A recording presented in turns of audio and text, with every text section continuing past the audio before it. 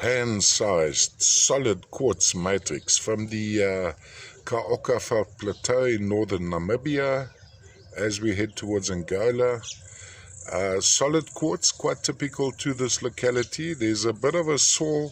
It's been sawn over here. It's been sawn across, so on 2 points.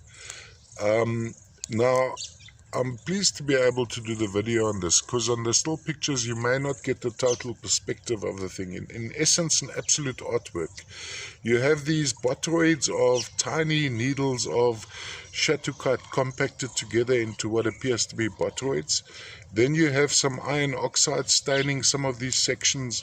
Now, I actually have quite a lot of this material which has been stained by these iron oxides, and I'm still trying to figure out how to clean off the iron oxides to expose the shattuckites, which have often got a slight iron oxide coating. You see that slight brownishness.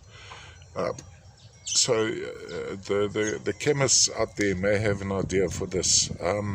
Also, what I'd expect to find associated, I don't see it offhand, but under magnification we'll most likely find inclusions of deharmalite, which would be little yellow sprays of needles inside the stones. Also, sometimes we'd find malachite, quite typically as association, malachite needles. Now, I don't see any on this particular piece. Hell of a lot to look at. It would stand flat on a turntable like this, so let's turn it around this way, just for perspective.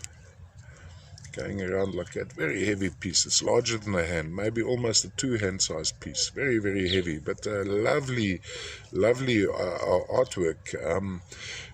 To trim it, the only way to trim this would be to saw it, because unfortunately when you hammer this, the quartz fractures, so you'd have cracks going through mainly the pockets.